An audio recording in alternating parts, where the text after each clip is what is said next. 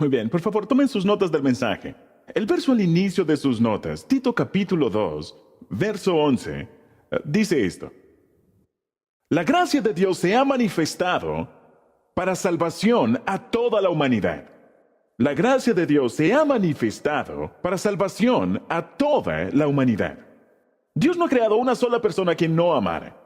Dios nunca ha creado una persona que Él no quiera en el cielo. Dios nunca ha creado una persona para cuya vida no tenga un propósito.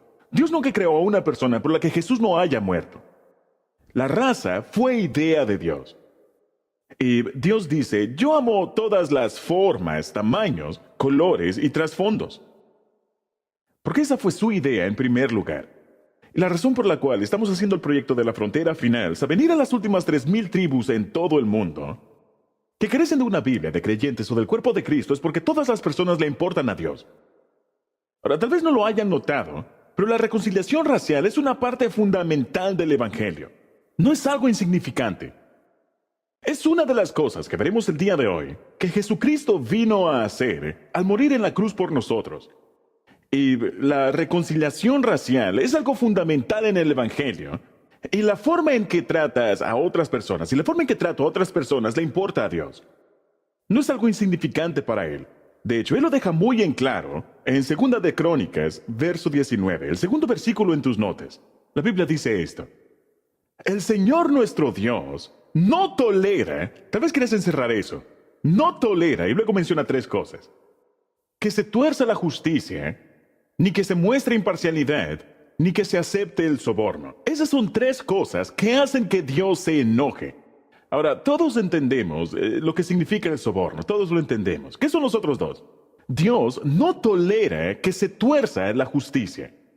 Dios es un Dios de rectitud. ¿Saben? La palabra justicia y rectitud son la misma palabra en la Biblia. Ser recto es ser justo. Y la justicia significa justicia para todos. Si solo tienes justicia para algunos, no es justicia. La justicia significa que todos están involucrados. Dios odia la injusticia. Él odia que se tuerza la justicia. Y podemos ver esto en todo el mundo. Podemos ver la injusticia. Incluso en los Estados Unidos hay injusticia. E incluso luego de que se aboliera la esclavitud, sigue habiendo injusticia hacia los afroamericanos.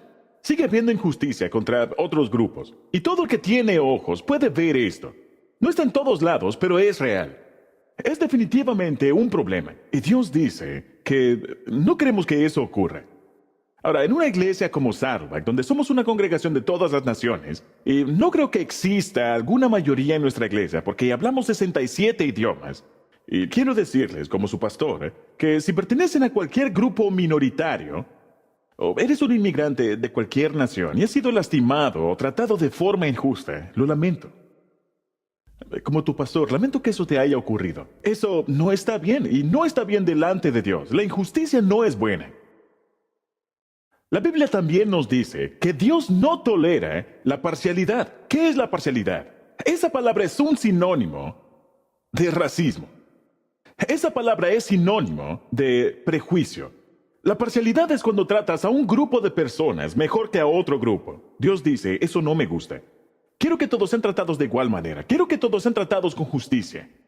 Y la parcialidad es lo que estamos hablando el día de hoy. Es prejuicio o racismo. Ahora, cada vez que hablamos de razas, eso es algo bastante complicado. Y no existen las respuestas fáciles, y eso es algo que se puede malinterpretar fácilmente. Y quiero decirles que si yo estoy equivocado y alguien de ustedes forma parte de una minoría, yo estoy abierto a sugerencias, con toda humildad. Yo acepto sugerencias, porque nadie puede tener la razón todo el tiempo. Pero quiero decir esto. Al ver cómo está aumentando la tensión racial en nuestro país, una cosa que no haremos al respecto es quedarnos callados. No vamos a quedarnos en una esquina y quedarnos callados. Vamos a hablar al respecto, incluso cuando sea algo incómodo. Ahora, hay toda clase de grados de actitudes hacia el racismo, desde muy malas hasta muy buenas. Así que permítanme compartir algunas de ellas con ustedes. Y en la parte inferior, en la parte más baja, los peores son los racistas. Y yo defino a un racista como alguien que odia a otra raza, o intimida a otra raza, o discrimina a personas de otra raza. Dios no tolera eso. Y vamos a verlo en un momento, pero esto estaría en la parte más baja. No mucho mejor, aún bastante malo. Número 2, los intolerantes. Ahora, un intolerante no intimida, no odia, no intenta matar a personas de otra raza, pero un intolerante sería alguien que cree estereotipos acerca de una raza en particular y que menosprecia a otras personas. ¿Saben? No van por la calle discriminando, pero no tienen problemas en contar un chiste acerca de ese grupo o de ese otro grupo. Eso sería un intolerante. Ahora, no mucho mejor que este, pero tampoco tan malo como los intolerantes. Yo llamaría a esta persona, a ver, podemos ponerlo, un esquivo. Un esquivo es alguien que dice, sabes, yo no soy un racista, yo no soy intolerante, pero no estoy incómodo con personas que no son como yo, así que simplemente las evito. Eso no es lo que Dios quiere que hagas. Él no quiere que seas un esquivo. ¿Está bien? Pero al menos no es tan malo como estos otros. Y luego el número 4, en un nivel un poco más alto, estarían los insensibles. Alguien que es insensible a lo que lastima a los demás. No los estás evitando. Tal vez tengas amigos, buenos amigos de otra raza, pero no estás siendo sensible a lo que puede lastimarlos. Y hablaremos un poco al respecto en un minuto. Y el punto aquí es que cuando eres insensible, saben, no podemos decidir lo que lastima a los demás. Ellos deciden. Otras personas no pueden decidir qué es lo que te lastima a ti. Tú lo decides. Por ejemplo, esposos, aquí hay un pequeño consejo. Si tu esposa te dice, eso me lastima, la respuesta equivocada es, bien, no debería. Todo aquel que ha estado casado durante más de un año sabe que si tu cónyuge dice, eso me lastima, y tú respondes, bien, no debería, ¿qué es lo que estás pidiendo? La Tercera Guerra Mundial. Porque tú no puedes decidir qué es lo que lastima a los demás. Por ejemplo, ¿alguna vez te has parado sobre el pie de alguien? Sí. ¿Cómo lo sabes? Porque ellos dicen ouch. Si ellos no dicen ouch, tal vez ni siquiera lo hubieras notado. Pero cuando esa persona dice ouch, significa que duele. Así que ellos deciden qué es lo que los lastima y tú decides qué es lo que te lastima a ti. Alguien que está un poco más arriba en la lista, pero aún así no está bien. El número 5, los indiferentes al racismo. Y ellos dicen, yo no soy racista, no soy intolerante, no soy esquivo. Intento no ser insensible, pero simplemente no me interesa. No me interesa todo esto del racismo. Bien, lo lamento, pero te tiene que interesar. Si dices ser un seguidor de Jesucristo, te tiene que interesar.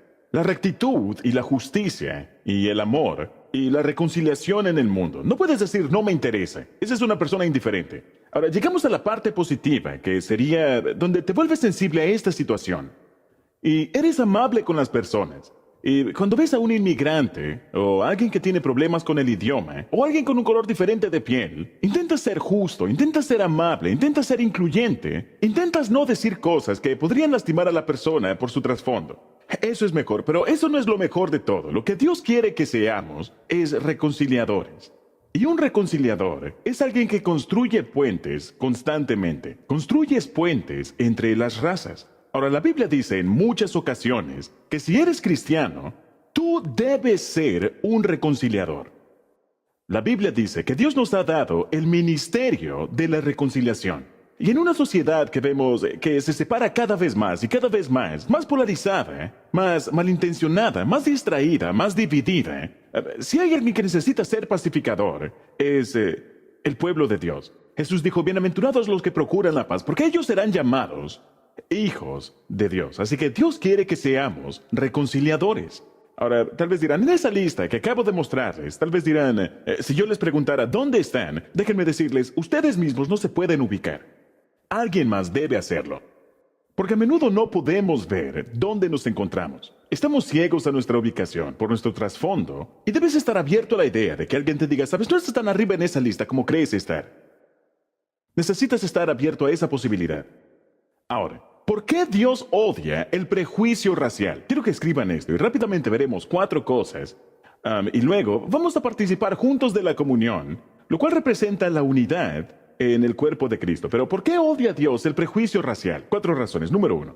Porque el prejuicio racial cuestiona la creación de Dios. Cuestiona la creación de Dios. Las razas importan porque le importan a Dios. Fue Él quien creó las razas. Él pudo habernos hecho a todos iguales, que todos nos pareciéramos, que fuéramos clones, pero no lo hizo. A Dios le encanta la variedad. A Dios le encanta la diversidad. A Dios le encantan las diferentes razas. Fue idea suya crearlas. De no ser por Él, no existirían. Y cuando decimos que una raza no es importante, estamos diciendo que lo que Dios creó no es importante, y eso está mal, eso no está bien. Y de verdad, cuando tengo prejuicios raciales, básicamente estoy diciendo, Dios, cometiste un error en crear a tantas personas diferentes. Tenías que haber creado a todos para que se parecieran a mí. Deberían estar agradecidos de que no todos se parecen a mí. Pero pueden ver la arrogancia en esa forma de ver las cosas, que una actitud racista es una expresión de orgullo, es una expresión de arrogancia, es una expresión de soberbia, es una expresión de narcisismo que dice, yo sé más que Dios, y todo el mundo tendría que ser como yo y no como tú o alguien más. Ahora, esto es lo que dice la Biblia. Hechos capítulo 1. De un solo hombre, Adán, todos descendemos de la misma fuente, Adán y Eva. De un solo hombre, Dios hizo todas las naciones para que habitaran toda la tierra. Y Él determinó los periodos de su historia y las fronteras de sus territorios.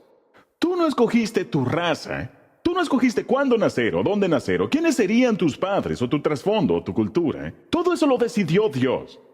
Dios decidió quién ibas a ser y Dios no quiere que seas nadie más. Dios quiere que yo sea yo. Dios quiere que tú seas tú. Y si Dios hubiera querido que fueras alguien más, Él no te hubiera creado. Así que Dios lo determinó. ¿Saben? No entiendo por qué la gente se siente orgullosa de ser de determinado lugar. ¿Saben? Yo soy del noreste, o yo soy del noroeste, o yo soy del centro, o yo soy del sur, o lo que sea. Y se sienten orgullosos. No fuiste tú quien lo decidió. Entonces, ¿por qué estás orgulloso de esto? No fue tu decisión, fue solamente el lugar donde naciste. ¿Está bien? Así que eso no tiene nada que ver con tu carácter. Simplemente naciste en un determinado lugar. Ahora, cada vez que yo menosprecio la creación de Dios, estoy olvidando quién me creó. Vemos el siguiente verso. 1 Corintios 4:7. ¿Quién ha dicho que tú eres mejor que los demás? Tal vez en secreto piensas que eres mejor que los demás, pero ¿quién ha dicho que eres mejor que los demás? Todo lo que tienes, Dios te lo ha dado. En otras palabras, es un regalo de su gracia. Y si Dios te lo ha dado todo, entonces, ¿por qué presumes como si lo hubieras conseguido tú mismo? Verás, al final, no importa de qué raza seas o de qué raza sea yo, sino el hecho de que somos parte de la raza humana y todos somos parte de esa raza, y eso es lo que nos une, porque fuimos hechos a imagen de Dios. El prejuicio cuestiona la creación de Dios. Número 2. El prejuicio racial es un signo de ignorancia. Es un signo de ignorancia. Significa que no sé qué es de lo que estoy hablando. Cada vez que hago una declaración prejuiciosa, significa que no sé qué es de lo que estoy hablando. Estoy revelando mi ignorancia. Significa que no entiendo el plan de Dios, no entiendo el propósito de Dios y no entiendo al pueblo de Dios. Y cuando no sabes algo acerca de un grupo, tiendes a estar en contra de ellos. La gente a menudo está en contra de cosas que no les interesan. Y cuanto más ignorante soy, más prejuicioso voy a ser. Ahora, en contraste a eso, por otro lado, lo opuesto también es verdad. Cuanto más sabio te vuelves en la vida, cuanta más sabiduría tengas, más imparcial vas a ser. Eso es señal de sabiduría. Esto es lo que dice la Biblia. En Santiago capítulo 3, verso 17, tenemos la definición de la sabiduría. Ahora, quiero explicarles algo. La sabiduría no es conocimiento. Puedes ser muy conocedor, pero no ser sabio.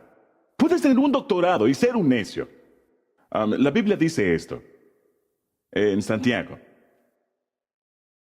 Bien, permítanme leer un versículo antes. Primera de Juan 2:11.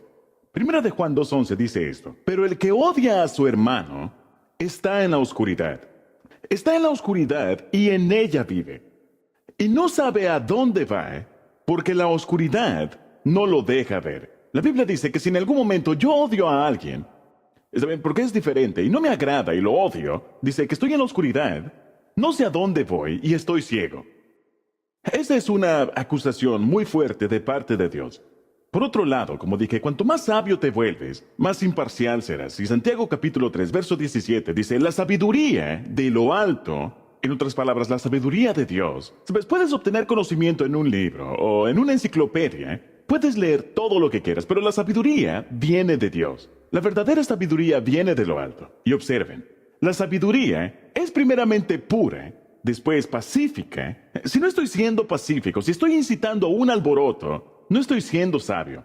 Porque la sabiduría es pacífica. Cada vez que creo conflicto en mi hogar, en mi familia, con mis hijos, en mi trabajo, cada vez que creo conflicto, estoy siendo necio. Porque la sabiduría es pacífica. Y la Biblia dice que la sabiduría es amable. Cada vez que soy amable, estoy siendo sabio. Cada vez que soy áspero, cada vez que intimido a los demás, que soy grosero, estoy siendo necio. No estoy siendo sabio, sino que estoy siendo necio porque la sabiduría es amable. La Biblia dice que la sabiduría es condescendiente. Cuando eres amigable con las personas, eso es algo sabio. Cuando eres intransigente con las personas, estás siendo un necio. Significa que no tienes sabiduría, si no eres amigable. La sabiduría está llena de misericordia. Cuanto más misericordioso seas, más sabio serás. Y cuanto más sabio seas, más misericordia tendrás. La sabiduría está llena de misericordia y de buenos frutos. Y la Biblia dice que la sabiduría es sin vacilación. Observen eso. Sin vacilación y sin hipocresía. Ahora veamos la diferencia entre el conocimiento y la sabiduría. El conocimiento es algo que se demuestra en una prueba. Puedes sacar buenas calificaciones y tener conocimiento, pero no ser sabio. El conocimiento se demuestra en una prueba. La sabiduría se demuestra en las relaciones. Observen que esas palabras tienen que ver con las relaciones. Amabilidad, misericordia. ¿Está bien? Sin vacilación, condescendiente, pacífica. Esos son términos relacionales. Puedes tener una maestría, puedes tener un doctorado, te pueden decir el doctor chiflado. Pero si eres malo en tus relaciones, eres un ignorante. No eres sabio. Así que si quieres saber cuán sabio eres, no mires tus calificaciones, mira tus relaciones.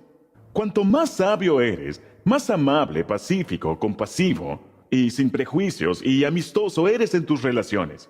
La sabiduría se demuestra en las relaciones, el conocimiento se demuestra en las pruebas. Dios quiere que seas sabio, porque el prejuicio racial es un signo de ignorancia. Número 3.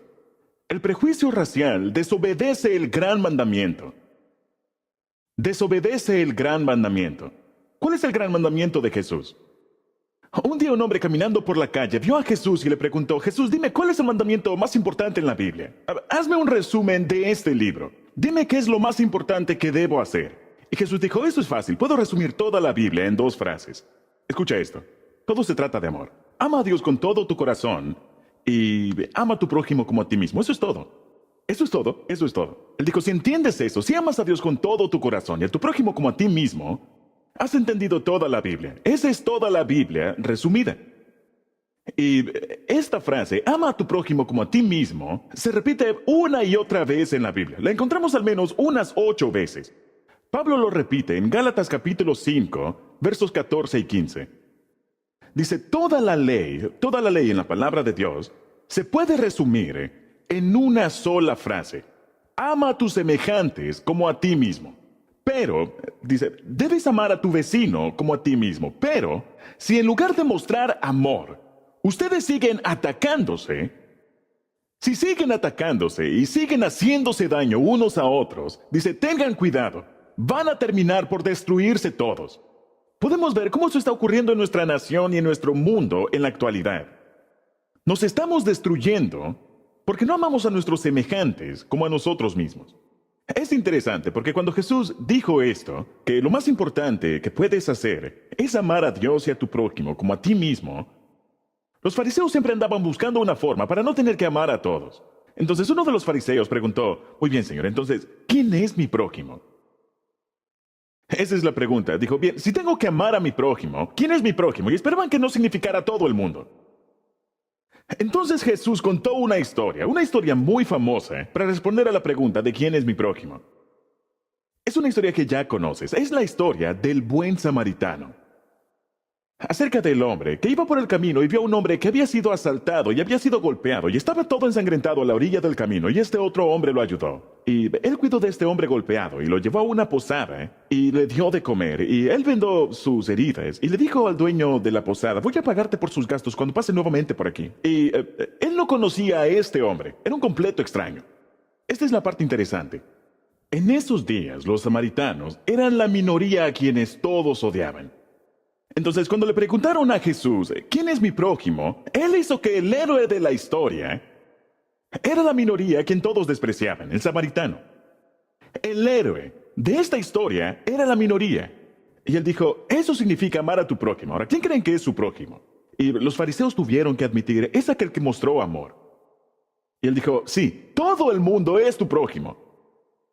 Y tienes que amar a todo el mundo. Ama a tu prójimo como a ti mismo. Así que desobedecemos el gran mandamiento si tenemos prejuicios raciales. Y número 4, el prejuicio racial es un pecado muy serio. Es un pecado muy serio. No es uno de esos pecados pequeños a los que Dios les guiñe el ojo, una mentirita blanca. Sé que estás haciendo esto, pero no deberías. No, esto hace que Dios se enoje. Por las razones que hemos mencionado. Y en Santiago capítulo 2, verso 9, la Biblia dice esto. Si ustedes discriminan a los demás, es decir, si los tratan mal o los menosprecian por su apariencia, por el color de su piel, la forma en que hablan o actúan, su trasfondo cultural, si tratan a las personas de acuerdo a su apariencia exterior, ustedes están pecando y son culpables de violar esa ley. Ustedes están rompiendo la ley. ¿Saben? El problema con esto es que está en la naturaleza humana el que tú evalúes a las personas 30 segundos después de haberlas conocido. Estudio tras estudio han demostrado es que tú creas una opinión, una primera impresión acerca de alguien en menos de 30 segundos y tiendes a mantener esa impresión y puedes estar completamente equivocado. Puedes estar equivocado, pero tu primera impresión de las personas es influenciada por su apariencia, por la forma en que hablan, por la forma en que actúan y la forma en que se visten.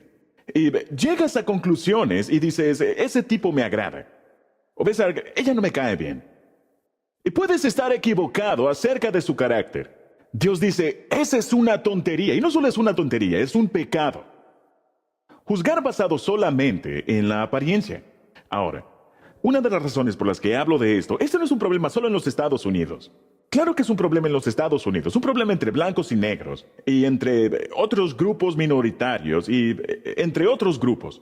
Y definitivamente tenemos este problema en los Estados Unidos. Pero yo he viajado por todo el mundo, creo que he estado en 165 países, y he llegado a la conclusión de que el racismo es el pecado más común en el mundo. Yo creo que es el pecado más común en el mundo, porque puedo llevarte a cualquier país y puedo mostrarte en ese país cómo un grupo menosprecia a otro grupo. Y ocurre en todos lados. Puedes ir a Polonia y a ese grupo no le agrada ese otro grupo en Polonia. Y puedes ir a Armenia y a este grupo en Armenia no le agrada este otro grupo en Armenia. Y puedes ir a Ruanda y los Hutus no quieren a los Tutsi y los Tutsi no quieren a los Hutus. Eso está por todo el mundo. Es un problema de color, pero es aún más que eso. Puedes verlo en todo el mundo. Todo el mundo tiende a ver con desagrado lo que es diferente. Somos criados con la idea de que nos agrada lo que se parece a nosotros. Y tendemos a ver con desagrado lo que es diferente. Ahora quiero que escriban esto, porque esto es lo que intento decir. Aquí en sus notas. El racismo es un problema del pecado, no de la piel. El racismo, deberías publicar eso en tus redes sociales. El racismo es un problema del pecado, no de la piel. Y por cierto, es un pecado del que vamos a tener que rendirle cuentas a Dios algún día. No es algo que va a quedar en el olvido. Romanos 14:10 dice lo siguiente. Dice, ¿por qué juzgas a tu hermano? ¿Por qué lo haces? ¿Por qué lo ves y sacas conclusiones basadas solo en su apariencia?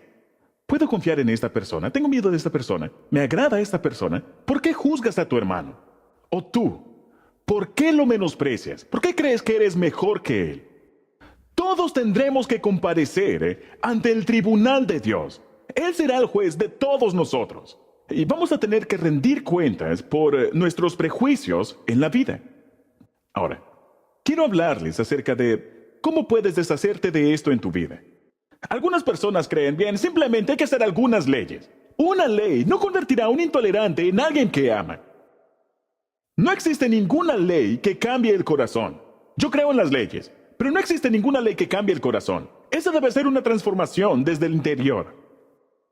Pero esta es la buena noticia. Nosotros los cristianos sabemos que eso es posible. Nosotros sabemos que las personas pueden cambiar con el poder de Dios. Cuando Cristo viene a morar en tu vida, eso te cambia.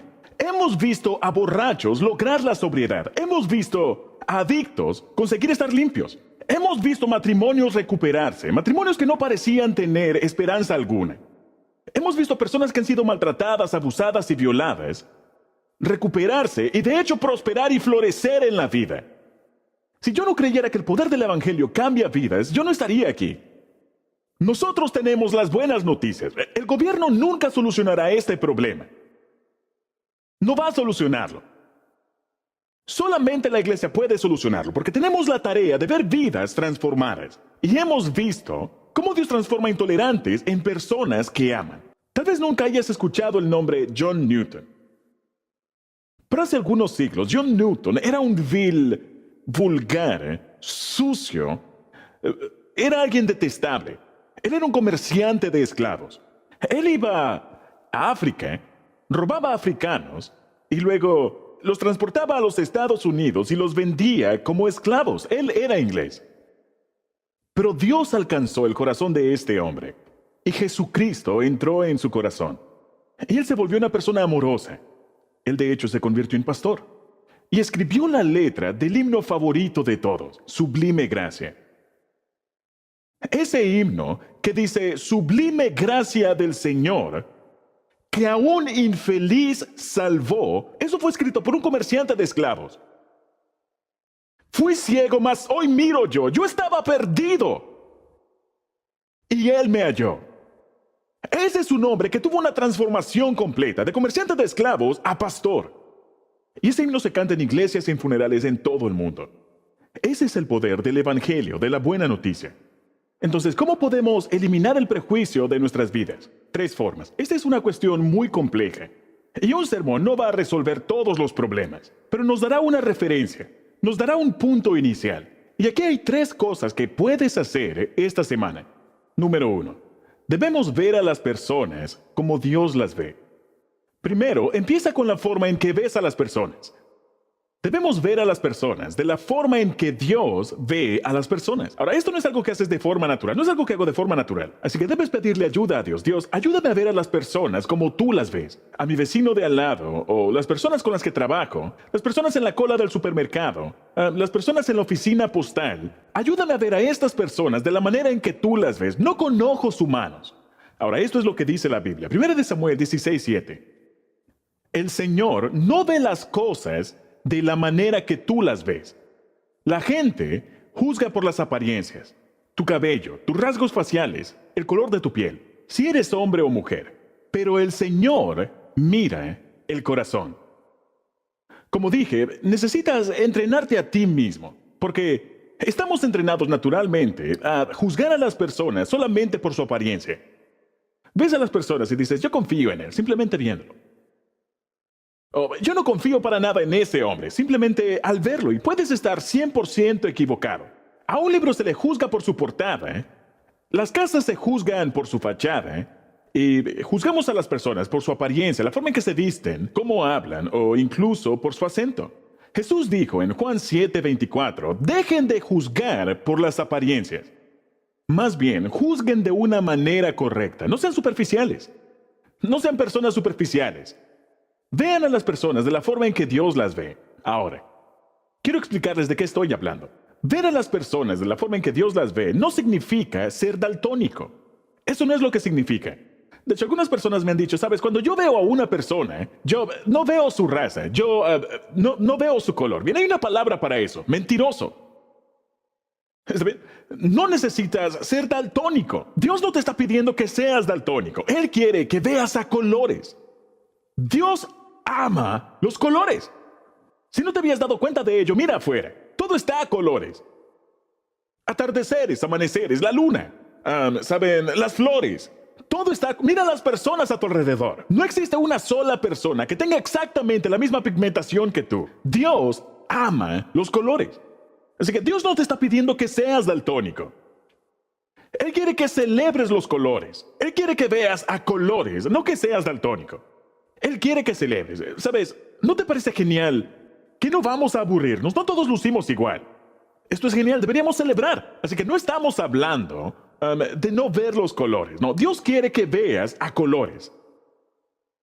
Ahora, la Biblia está llena de ejemplos acerca del racismo y del por qué no está bien. Saben, hay un libro completo en la Biblia acerca del racismo. Se llama el libro de Jonás. ¿Han escuchado la historia de Jonás y la ballena? En primer lugar, no es una ballena. No dice la palabra ballena. Dice que Dios preparó a un gran pez para que se tragara a Jonás. No dice una ballena. Eso es un mito.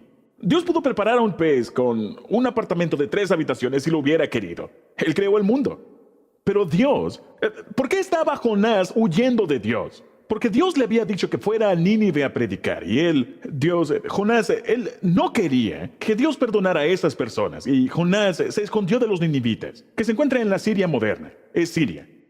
Y él tenía prejuicios raciales en contra del pueblo de Siria. Y él odiaba a los ninivitas. Así que él no quería predicarles y no quería que Dios perdonara al pueblo que él odiaba. Así que él, en lugar de ir al este a predicar a Nínive, él subió a bordo de una barca y se fue tan al oeste como pudo. Él se fue a Tarsis, que era un puerto en España. Es lo más lejos que podía llegar en el mundo antiguo, porque no podía cruzar el océano Atlántico en esos días. Todo ese libro se trata de prejuicios raciales, acerca de un hombre que no estaba haciendo lo que Dios le pidió que hiciera porque tenía prejuicios contra el pueblo que Dios quería perdonar. Incluso Pedro, uno de los 12 discípulos, el líder de los discípulos, Pedro, el hombre del que Jesús dijo, sobre esta roca, su fe, yo edificaré mi iglesia. Incluso él tuvo que lidiar con su trasfondo racista, lidió con el racismo. Porque cuando era joven, a Pedro se le enseñó que la ley judía decía que no se tenía que asociar con ningún no judío. De hecho, los judíos tenían solamente 2 categorías de raza, los judíos y todos los demás. Y todos los demás eran llamados gentiles, así que tal vez no lo hayas notado, pero eres un gentil. Tal vez tengas un trasfondo de Latinoamérica, o de Asia, o de Europa, o de África, o del Medio Oriente, pero eres un gentil. Y estaban los judíos y el resto de nosotros. Y ellos tenían prohibido tener cualquier tipo de asociación con los judíos. Y aún así, Dios quería que la buena noticia se expandiera por todo el mundo. Así que Dios tuvo primero que romper el racismo de Pedro. Y una noche, en un sueño, él tuvo un sueño bastante irreal en el que Dios le dice, Pedro, no quiero que consideres nada de lo que yo he hecho impuro. No quiero que consideres a ninguna raza como indigna. No quiero que consideres nada de lo que yo he creado como no valioso. Tienes que valorar y tienes que amar todo lo que yo he creado en el mundo y a cada persona que yo he creado. Y ese sueño cambió la actitud de Pedro. Y afortunadamente, porque justo después de despertarse, alguien tocó a su puerta de una familia llamada la familia de Cornelio, que era un centurión romano. Claramente no era judío. Y el centurión romano le dijo, hemos escuchado acerca de este hombre llamado Jesús. ¿Puedes venir a hablar con mi familia? Y Pedro no hubiera podido hacerlo si hubiera sido un intolerante racial. Pero él tuvo este sueño en el que Dios le dijo, no te atrevas a llamar nada de lo que yo he hecho impuro. Así que él fue a la casa de Cornelio a enseñarles el Evangelio. Y en Hechos capítulo 10, verso 23, dice, Pedro les dijo a los de la casa de Cornelio, ustedes saben que no es permitido para los de mi nación reunirse o entrar a la casa de alguien que no sea judío. Pero Dios me ha demostrado que no debo menospreciar ni llamar impuro ni ordinario a nadie. Si ese mensaje es para ti, quiero pedirte que lo recibas. Y luego, en el verso 34, siempre en Hechos 10, dice, ahora veo con claridad que Dios no muestra favoritismo. Él es imparcial. Él no es prejuicioso. Y en cada nación, Él acepta a los que le temen y hacen lo correcto. Debes pedirle a Dios que te ayude a ver a las personas como Él las ve, no ver la apariencia. Tampoco intentar ser daltónico, sino celebrar los colores, celebrar los trasfondos y ver sus corazones. Así que empieza al ver. Ahora, el segundo paso para ser una persona sin prejuicios es cambiando la forma en que escuchas. Cambiando la forma en que escuchas las cosas. Primero, la forma en que ves. Y segundo, la forma en que ves. Escribe esto. Número 2. Debemos escuchar a todos con respeto. Si quieres ser una persona sin prejuicios, tienes que escuchar a todo el mundo, sin importar su punto de vista, con respeto. No significa que debes estar de acuerdo, sino que debes escucharlos con respeto. Saben, el prejuicio, cuando llegas a la raíz del asunto, el prejuicio es el fracaso al escuchar. Cuanto menos escuche a las personas, más prejuicioso seré. La palabra prejuicio, de hecho, viene de la palabra prejuzgar. Cuando prejuzgas a alguien, sin antes escuchar, eres prejuicioso. Cuando ves a alguien y corres a sacar conclusiones, puedo confiar en esta persona por su apariencia. Lo has prejuzgado, lo que significa que eres prejuicioso. Y no has escuchado primero qué es lo que tienen que decir. Ahora, la Biblia dice mucho con respecto a esto. Veamos en la pantalla. La Biblia dice en Proverbios 18:13, precipitarse a responder antes de escuchar los hechos es a la vez necio y vergonzoso. ¿Alguna vez han visto un programa de juegos donde alguien toca el botón antes de escuchar la pregunta?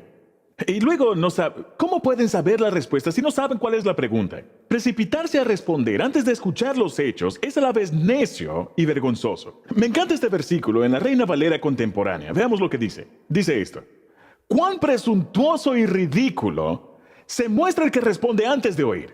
¿Te parece suficientemente claro? Algunos necesitamos escribir ese versículo y memorizarlo esta semana. Cuán presuntuoso y ridículo se muestra el que responde antes de oír. Eso es prejuicio, es ser prejuicioso. Así que todo empieza al escuchar. Ahora, la Biblia dice esto en Santiago capítulo 1, versos 19 y 20. Todos ustedes deben ser rápidos para escuchar, lentos para hablar y lentos para enojarse. El enojo humano no produce la rectitud que Dios desea. Subrayen esta última frase. El enojo humano no produce la rectitud que Dios desea. ¿Queremos la rectitud que Dios desea en nuestra nación? Sí. ¿Lo conseguimos al enojarnos? No. Ahora, ¿está diciendo Dios con eso que nunca deberías enojarte? Claro que no. Deberías enojarte por muchas cosas. Deberías enojarte por la injusticia. Si una mujer es violada, deberías enojarte por eso. Si un niño es abusado, deberías enojarte por eso. Si hay personas bombardeadas, las sacan de sus hogares y deben convertirse en refugiados debido a una guerra, deberías enojarte por eso. Deberías enojarte con la maldad. No hay nada de malo con eso. Dios se enoja. Es por eso que puedes enojarte, porque fuiste hecho la imagen de Dios. Pero hay una diferencia entre el enojo de Dios, que es el enojo protegiendo a otra persona, y el enojo porque me lastimaste a mí. Ese es enojo humano. Y cuando intento vengarme, cuando intento contraatacar, como pudimos ver en los tiroteos de los que hablábamos, las represalias, el enojo, no logran conseguir el propósito de Dios. Ahora, si tienes problemas de control de ira, este verso es para ti. Dice, sean rápidos para escuchar y lentos para hablar. Si haces esas dos cosas, eres rápido para hablar y lento para escuchar, vas a ser lento para enojarte. Si tienes un problema de ira, es porque no eres lento para hablar y rápido para escuchar. De hecho, si tienes un problema de ira, significa que eres rápido para hablar. No escuches. Eres lento para escuchar y rápido para hablar. Cada vez que eres rápido para hablar, tendrás la tendencia a enojarte. Pero la Biblia dice, sean rápidos para escuchar, escuchen primero, escuchen primero, escuchen primero. Y esta es la segunda clave para convertirse en una persona sin prejuicios. Debemos escuchar a todos con respeto. Ahora, ¿cuántos están de acuerdo en que aprendemos más al escuchar que al hablar? Sí, claro que es así. ¿Está bien? Ahora mismo no estoy aprendiendo nada porque soy yo quien está hablando. Tal vez ustedes aprendan porque están escuchando. Pero siempre aprendemos más al escuchar que al hablar. Cada vez que te enojas, el enojo bloquea el oído. Cuando estoy enojado contigo, puedes decir todo lo que quieras, pero yo no te escucho. Cuando estás enojado conmigo, puedo decir lo que quiera, pero tú no me escuchas. El enojo bloquea el oído. Ahora, permítanme darles algunos consejos. Quiero enseñarles algunas habilidades, porque vivimos en un mundo cada vez más enojado. ¿Están de acuerdo? Así que como un agente de reconciliación en el mundo, como un representante de Dios, como un agente de Jesucristo, necesitas aprender algunas habilidades para apaciguar a alguien cuando está enojado. Para que no escale de nivel y se convierta en violencia. ¿Cómo apaciguas a esa persona en el trabajo que está enojada? Muy bien. Quiero que escribas un par de cosas, un par de sugerencias. Número 1. Escuchen sus heridas y no sus palabras. Si entiendes esto puede salvar tu matrimonio. Escucha sus heridas y no sus palabras. Cuando la gente está enojada, dice toda clase de cosas hirientes, pero no lo dicen de corazón. Después se arrepienten y desearían nunca haberlo dicho. Y si escuchas las palabras de las personas, vas a ofenderte muy, muy fácilmente. Necesitas no escuchar las palabras de las personas, sino escuchar cuál es su herida. ¿Cuál es la herida que está detrás de las palabras hirientes? Sabes, cuando alguien se enoja contigo, siempre te pones a la defensiva. Pero si ves a la persona no como alguien enojado, sino como alguien lastimado, vas a ser mucho más comprensivo. Somos más comprensivos con las personas lastimadas que con las personas enojadas. Así que debes reinterpretar su enojo como simplemente está lastimado. Tiene miedo, está asustado, está lastimado. Y cuando reinterpretas su enojo como una herida, eso hace que estés más dispuesto a escuchar. Así que escucha, ignora las palabras. No necesitas prestarle atención a lo que alguien está diciendo cuando está enojado. No le prestes atención a las palabras. Escucha la herida, escucha su dolor. Si tú haces eso, vas a volverte sabio. Si escuchas las palabras y no escuchas el dolor, estás actuando neciamente. Porque estás viendo la cosa equivocada, estás escuchando la cosa equivocada. Así que escucha sus heridas y no sus palabras. Y luego, este es el segundo consejo. Quiero que escriban esto. Aprende a decir la frase, entre comillas, cuéntame más, entre comillas. Esa frase te hará un pacificador. Cuéntame más. Y si aprendes a decir esa palabra en tu trabajo, eso hará que las personas disipen su enojo. Entonces, si alguien se te acerca en el trabajo y empiezan a decirte cosas, a insultarte, cada fibra de tu cuerpo quiere darle un puñetazo en la nariz. ¿Está bien? Porque quieres pagarle con la misma moneda. Voy a darte un poco de tu propia medicina. Todo lo que haces es escalar el problema. ¿Sabes? Si yo te golpeo, luego tú me golpeas, luego yo te golpeo, luego tú me golpeas, te dejo un ojo morado, tú me dejas un ojo morado. Y ojo por ojo, solo hace que todo el mundo se quede ciego. No funciona. Las represalias no funcionan. Solo hace que el problema empeore. Recuerdo cuando hablé con el presidente Paul Kagame de Ruanda acerca de cómo logró que una nación se reconciliara. Cuando esta persona mató a todos los familiares de esta otra, 1 millón de personas fueron asesinadas en ese genocidio y ahora viven en el mismo vecindario y se llevan bien. Y le pregunté, ¿cómo lo lograste? Y parte de su respuesta fue, los líderes absorben el dolor. Reciben el último golpe. Y luego reciben el último golpe y luego no contraatacan. Y él dijo, esto es porque si contestas con un golpe, las cosas solo empeoran. Y debe llegar el momento en que digas, bien, tú diste el último golpe. ¿Estás contento? Tú diste el último golpe. No voy a contraatacar. Ahora empecemos a pensar en la reconciliación. Empecemos a trabajar en cómo arreglar esto. Y una de las formas de hacerlo, de absorber el dolor, es diciendo, cuéntame más. Así que ellos empiezan a descargar todas estas palabras y tu mente está a punto de explotar por todo lo que te están diciendo en su enojo. Y cuando ellos terminan, no haces preguntas, no contraatacas, no te defiendes, solamente dices, cuéntame más. Y entonces recibes otra ola. ¿Está bien? Y cuando terminan, dices, cuéntame más. ¿Y sabes qué estás haciendo? Estás dejando que el globo se desinfle. Y empieza a desinflarse poco a poco. Y después de un rato, se quedan sin energía y están... Y ahora puedes empezar a trabajar en el problema. Pero mientras ellos tengan ese enojo rezagado de injusticia o miedo o lo que sea, no van a llegar a ninguna parte. Debes seguir diciendo, cuéntame más. Cuéntame más. Cuéntame más. Hasta que finalmente te han dicho todo lo que podían decir. Pero el enojo se basa en la adrenalina. No puede durar más de 15 minutos. Y después de un rato, estás cansado. Y has agotado toda tu energía. Y entonces puedes empezar a trabajar en el problema. Así que cambia la forma en que ves a las personas, no la apariencia externa. ¿Está bien? Y luego, escucha a todo el mundo con respeto. Ahora, Primera de Pedro 2:17 es muy claro y dice esto. Den a aquellos que lo merecen el debido respeto. No, eso no es lo que dice, ¿verdad? Den a aquellos que están de acuerdo con ustedes el debido respeto. Saben, hace algunas semanas les dije que un día haré una serie llamada Cosas que Jesús nunca dijo. Y una de las cosas que Jesús nunca dijo es esto. No necesitas mostrarle respeto a ese grupo de allá. nunca dijo eso. Él nunca dijo, no necesitas amar a esas personas. Él nunca dijo eso. Esa clase de gente, esa religión. Él nunca dijo eso. Dijo, den a todos el debido respeto. No necesitas estar de acuerdo con ellos.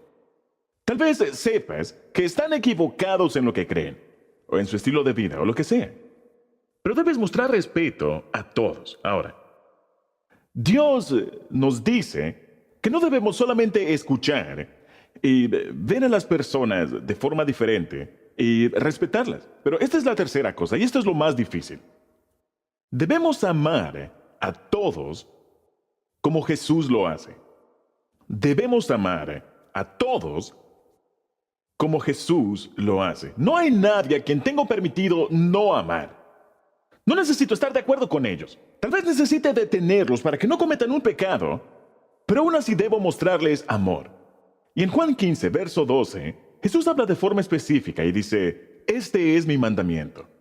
Ámense unos a otros de la misma manera que yo los he amado. ¿Cómo es que te ama Jesús? Incondicionalmente, abiertamente, completamente y continuamente. ¿Cómo debes amar a las demás personas o a las demás razas? Incondicionalmente, abiertamente, completamente y continuamente. Verán, este es el secreto. No podemos amar solamente a las personas que queremos amar. No si somos la familia de Dios. Se nos manda a amar a todas las personas a quienes Dios ama, y eso es todo el mundo. ¿Aprueba Dios lo que hace todo el mundo? Por supuesto que no. ¿Ama Dios a todo el mundo? Claro que sí. El amor y la aprobación no son la misma cosa. La Biblia dice esto en Santiago 2:1. Ustedes, hermanos míos, que creen en nuestro glorioso Señor Jesucristo, no deben, encierren eso, no deben hacer discriminaciones entre una persona y otra. Puede parecer una persona sin hogar, pero trátalo como tratarías al director de una empresa o a la reina. No debemos tratar a las personas de forma diferente solamente por su apariencia externa. Saben, una pareja en mi grupo pequeño, han estado en mi grupo pequeño durante mucho tiempo, adoptaron a 3 niños de Ruanda. Ahora tienen 7 hijos, 4 hijos biológicos y 3 hijos adoptivos. Yo conozco a esos niños que vinieron de Ruanda y se criaron aquí en el sur de California, y sé que por ser africanos ha habido discriminación en su contra. Así que ayer le pregunté a los 3 niños, les dije, denme algunos consejos acerca de qué enseñar, acerca del racismo y de los prejuicios. Y estos 3 niños me dieron 5 sugerencias, y son las siguientes. Número 1, estos son niños que vinieron de África y ahora viven aquí en el sur de California. Número 1, no te hagas el ciego a los colores, ya hablé sobre eso. A mí me gusta mi color, pero no tomes decisiones acerca de mí basado en mi color. No tienes que ignorarlo, este es mi color. Pero no saques conclusiones acerca de mí basado en mi color. Número 2, no le digas a las personas que han sido tratadas injustamente, yo entiendo, porque no lo entiendes. No sabes lo que se siente. Nadie sabe lo que es vivir las injusticias que tú has vivido. Eso no es justo. Si te pidiera que me dijeras 5 ocasiones en que la vida ha sido injusta contigo y tú lo hicieras, nadie puede entender lo que sientes en esos momentos, y tú no puedes entender cuando la vida ha sido injusta con otras personas. Así que no digas esa frase, porque en realidad es algo denigrante. Número 3. Recuerda que tu historia no es igual que mi historia. Y la historia importa.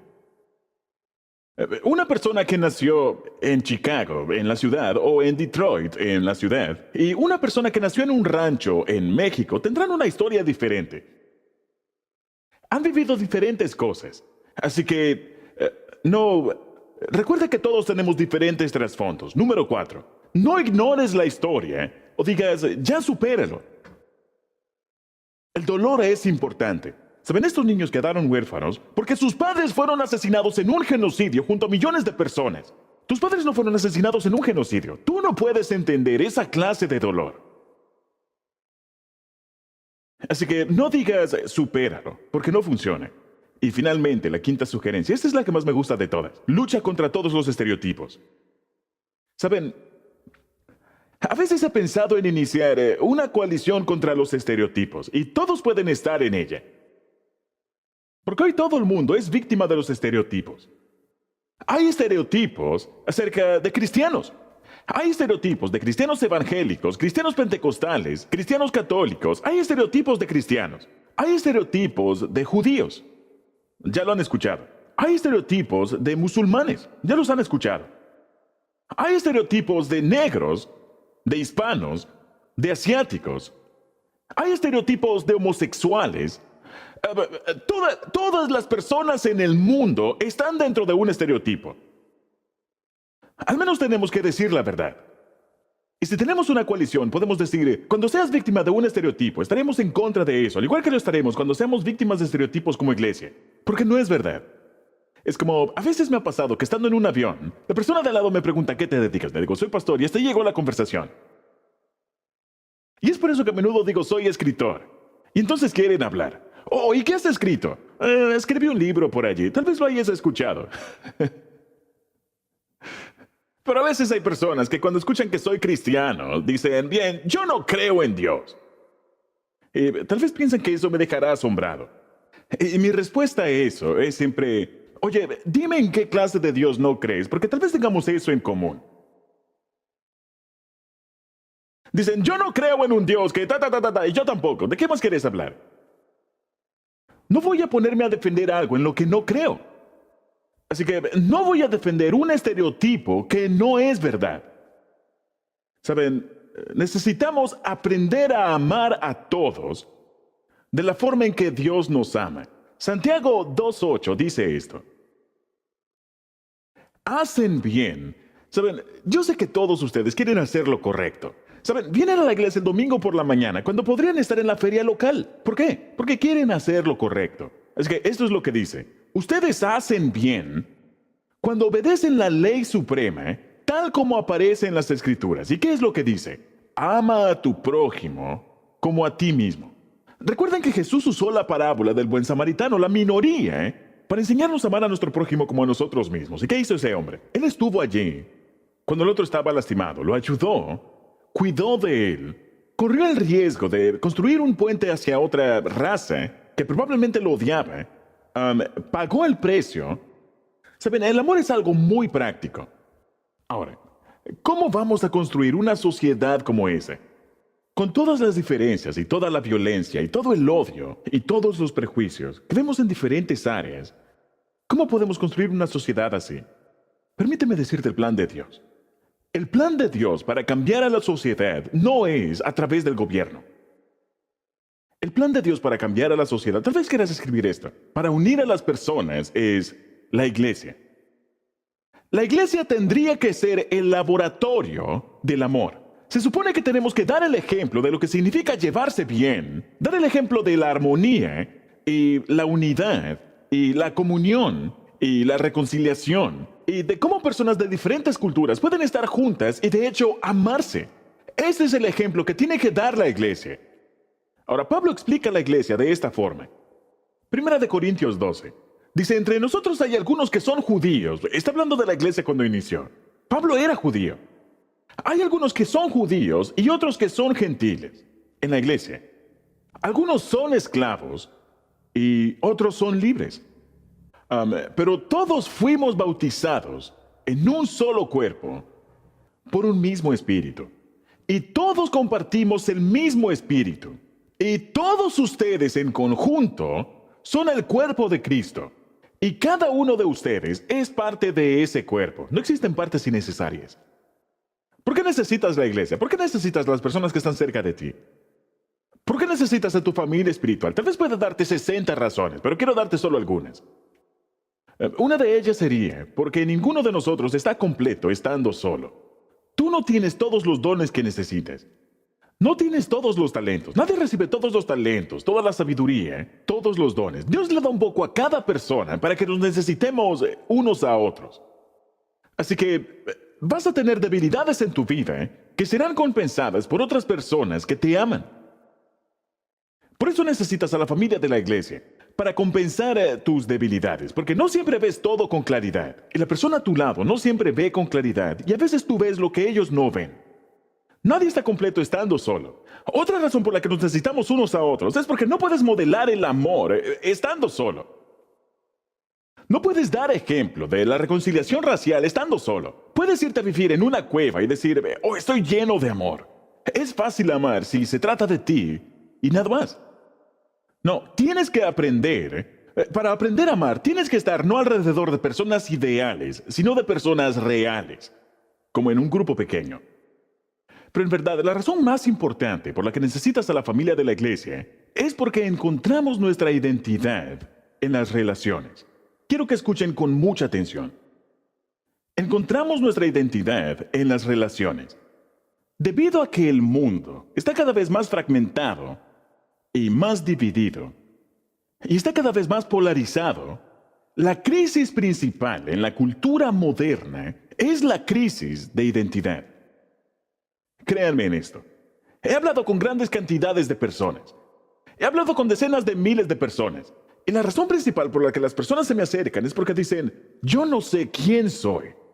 No sé qué es lo que se supone que tengo que hacer. No sé qué se supone que tengo que ser en la vida. Es una crisis de identidad. ¿Quién soy yo? ¿Qué soy? ¿Qué se supone que debo hacer con mi vida? He escuchado esto miles y miles de veces. La crisis principal en nuestra cultura actual es una crisis de identidad. ¿Por qué? Porque ya no tenemos las relaciones sólidas que teníamos tener, que te daban tu identidad. Las familias se separan, cambios de trabajo y todas esas cosas. Y no estás en la comunidad que ha estado allí durante 6 generaciones. Así que la gente tiene una crisis de identidad y está literalmente por todos lados. Podemos verlo. Algunas personas luchan con su identidad sexual. Este es un tema importante en el mundo actual. ¿Cuál es mi identidad sexual? Algunas personas luchan con su identidad racial. Es un tema importante. Mi madre era esto, mi padre era esto. ¿Qué soy yo? Algunas personas luchan con su identidad laboral. ¿Qué soy yo? Nacionalidades, todo tipo de cosas, religión. ¿Saben cuál es mi lugar en el mundo? Ahora, lo que dice Dios en el siguiente verso que veremos, tal vez sea lo más radical que hayas escuchado en años. No vas a escucharlo en la radio, no vas a verlo en la televisión, no vas a leerlo en un libro, pero Dios lo dice, así que es verdad. Y tiene que ver con tu identidad. Cuando te conviertes en un cristiano, cuando sigues a Cristo, tu identidad primaria cambia. Y todas las cosas que solían ser tu identidad primaria son irrelevantes luego de esto. Yo no lo digo, Dios lo dice. Esto es lo que dice Gálatas capítulo 3. Pues todos ustedes son hijos de Dios.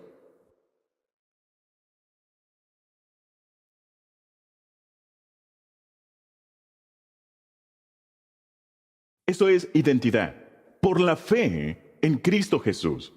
Y todos los que fueron unidos a Cristo en el bautismo, se han puesto a Cristo como si se pusieran nueva ropa. Es decir, todos lucimos igual.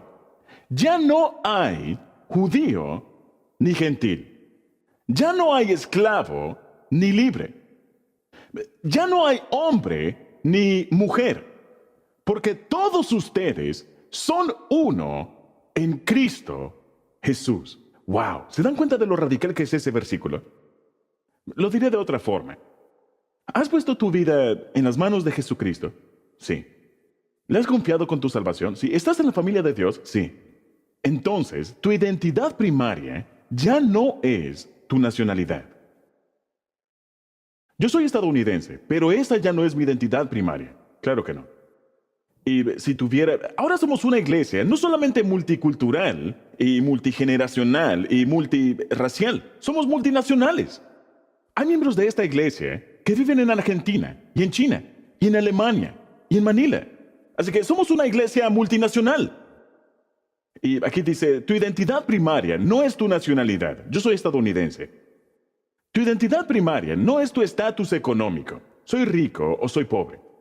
Dice, tu identidad primaria no es tu raza. Soy negro, soy café, soy lo que sea. E incluso dice, tu identidad primaria ni siquiera es tu género, hombre o mujer. Quiero que escriban esto. Cuando llego a Cristo, mi identidad primaria es esta. Soy parte de la familia de Dios. Eso seguirá siendo así cuando se acabe tu nacionalidad, cuando se acabe tu raza, cuando se acabe tu género y cuando se acabe todo lo demás. Y seguirá siendo así por toda la eternidad. Mi identidad primaria es, soy parte de la familia de Dios. Así que si alguien me preguntara, Rick, ¿cuál es tu identidad primaria? Yo no voy a decir, soy un hombre blanco estadounidense. Mi respuesta sería, soy un hijo de Dios. Y cuando me levanto por la mañana y me siento al lado de mi cama, mi identidad primaria no es, soy un hombre blanco estadounidense. Es, soy un hijo de Dios. Ahora, la Biblia dice que somos hechos uno en Cristo como una familia. Ahora, digamos que tú no eres estadounidense, eres mujer y eres filipina. Yo en realidad tengo más cosas en común contigo que con cualquier otro hombre blanco estadounidense. Porque esta relación entre tú y yo va a durar trillones de años. Esta otra no durará ni 50 años más. ¿Entiendes lo que digo? Es completamente diferente. Esta es la base radical de la verdadera reconciliación racial. Ningún gobierno puede hacer esto. Mi identidad primaria es que yo soy un hijo de Dios. Y eso es algo que nunca podrán quitarme por los próximos trillones de años. De hecho, esto es lo que dice la Biblia, Colosenses 3:11. Hablando de la nueva vida en Cristo. Ahora que estamos en Cristo, ya no hay fronteras de raza, religión, cultura o condición social. Nada de eso es importante. Sino que Cristo es todo en todos. Dirás, pero eso no me gusta. Bien, habla con Dios porque Él fue quien lo dijo. Ninguna de todas esas otras cosas es importante, sino que Cristo es todo en todos. Esta es la base radical de la reconciliación racial y solo la Iglesia puede ofrecer esta solución al mundo. Solamente cuando el Príncipe de Paz reine en nuestros corazones, podremos tener paz en la tierra. De otra forma no funcionará. Jesús dijo, siempre habrán guerras y rumores de guerras. Pero esto es producto de tener comunión con Dios y comunión con los demás. Ahora, Jesús nos dejó un símbolo y se llama la comunión. Y la comunión o la Santa Cena es uno de los dos símbolos que Dios nos dio y es símbolo de no solamente de nuestra unidad con Dios, sino de nuestra unidad con la familia de Dios. Y por eso se llama la comunión. Es una de las razones por las que no tomas la comunión estando solo. En ninguna parte de la Biblia se encuentra alguien tomando la comunión estando solo. Se llama comunión por una razón, porque lo hacemos en comunión. Lo que significa que debemos estar juntos. La Biblia dice en 1 Corintios 10, cuando bendecimos la copa en la mesa del Señor, la copa de la comunión, ¿no participamos en la sangre de Cristo? Y cuando partimos el pan, ¿no participamos en el cuerpo de Cristo? Aunque somos muchos, todos comemos de un mismo pan, con lo cual demostramos que somos un solo cuerpo. Esa es una nueva identidad.